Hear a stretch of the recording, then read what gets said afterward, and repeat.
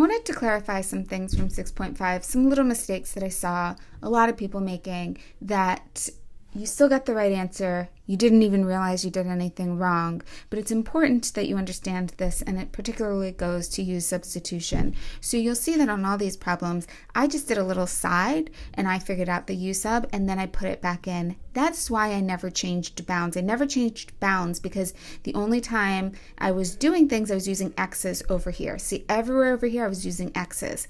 So whenever I used U's, I wasn't using bounds. That's why I didn't need to change my bounds. But some people made a mistake here and didn't even know they were, so I just want to point that out because it is really important. So I'm just going to do the U sub part of this problem, okay? So yes, the U is that cosine x. Yes, the du is negative sine x dx. So instead of the sine x dx, we're going to replace that with a negative du. So here we go. This is where people made a mistake. Some people wrote 0 to pi u to the fourth times negative du. And that step right there is incorrect. If I were to do this right here, I would have needed to change my bounds to u bounds. Okay? I would have needed to change it to integral. Let's see, cosine of 0 is 1, cosine of pi is negative 1, u to the fourth negative du. Then I could have gone ahead and solved.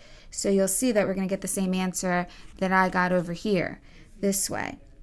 So negative integral from 1 to negative 1 of u to the fourth du is the same thing. I'm just going to put the smaller number in the bottom, and then I'm going to take the opposite, so that becomes a plus, right? U to the fourth du. So I get 1/5 u to the fifth, and I'm evaluating that from negative 1 to 1. 1/5 1 to the fifth minus a negative 1 to the fifth, which is 1 plus 1, 1/5 times 2, which is 2/5. And you'll see that that was 2/5 that I had gotten here, right? I just had the 1 over pi outside. So it's the same thing. This is an alternative way to do it if you want to stick with the u's, or you just kind of do it on the side and then put it back in.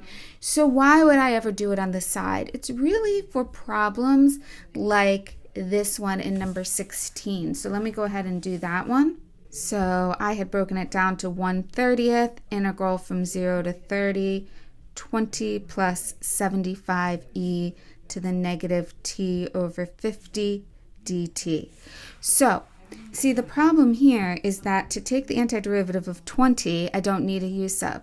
But to take the antiderivative of this part, the 75e to the negative t over 50, I need a u sub. I just wanted to do it all without changing any bounds. Otherwise, I really would have had to separate this out. 1 over 30, I take the antiderivative of the 20 part, so I have 20t from 0 to 30, plus, and then I need to worry about figuring out, the 0 to 30, 75e to the negative t over 50 dt. That's where I would then need to do the u sub, and then I would have to change the bounds. I didn't want to have to do all that, so instead I just kind of did the u sub on the side, and then when I put it back in, I went back from my u's to my t's, and that's why I stuck with the t bounds. So it's important, again, what I'm trying to say here in summary is that whenever you're using x's, you use x bounds. So here I have x's, I use x bounds. If I was changing to u's and if I was putting bounds on this, I must be using u bounds. You can just solve it out on the side indefinitely without bounds and then plug it back in. That's a way to get around changing the bounds. So you just have to decide, but you can't mix and match the two because it's just technically not correct at a step. And I need you to be technically correct at every step of the problem, okay? So if you have questions about that, let me know. I also wanted to go over 6 and number 10 here. I'm going to just start at this step right here. So I had 1/2 integral from -1 to 1 of 3 minus 2u to the -1 du. So obviously my u is going to be the baby, that 3 minus 2u. My du is just going to be -2 du. I just want to isolate that du by itself, so I have -1/2 du equals, oh, I couldn't have made that a u, could I? Because it's the same letter, so let's make them v's. That was what I had done in the problem. That's why I chose v. Just any other letter works. So now I have -1/2 dv equals du. Okay, so this is the u, and this is the v. A little bit hard to read, sorry guys.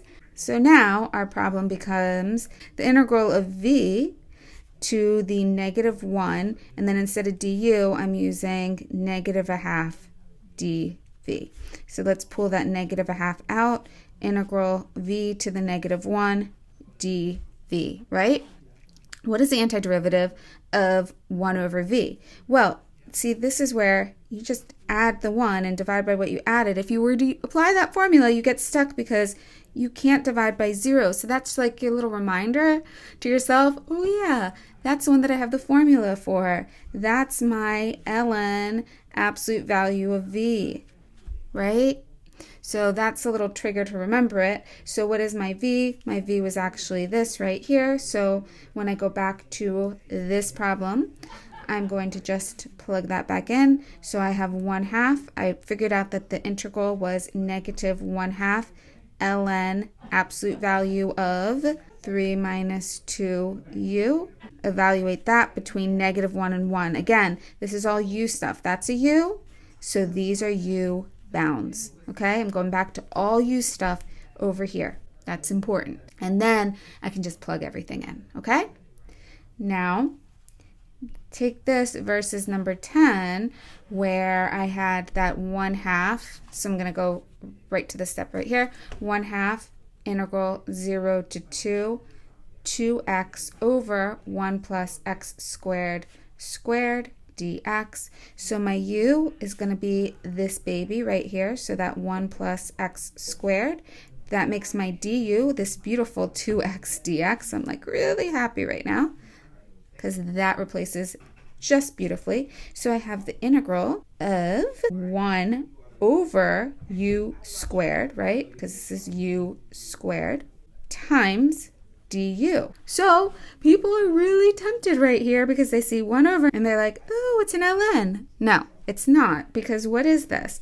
This is the integral of u to the -2. So you always add 1. If I add 1, this one works, right?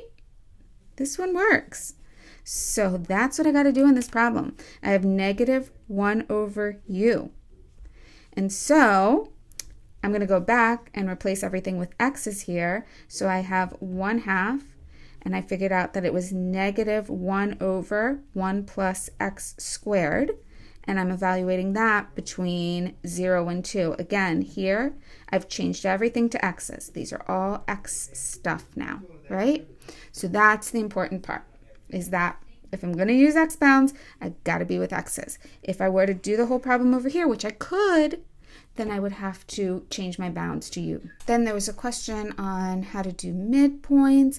That's just, remember, when you're doing the width times the height. So let me just show you number 13. I replaced this question with use midpoints here. We want to figure out 1 over 50 minus 20, integral from 20 to 50 of f of x dx. However, we don't have an equation, we just have this data table. So remember that this, we can use left points, right points, midpoints, trapezoidal rule to figure that out.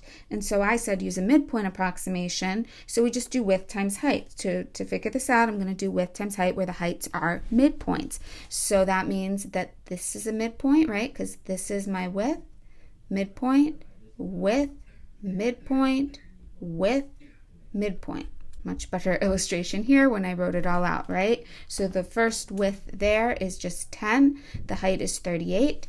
The width again is 10. The height is 29. The width again is 10. The height is 48. So to figure out this part, I just use the midpoints, and I'm doing 10 times 38 plus 10 times 29 plus 10 times 48. And that's how I figure out the integral.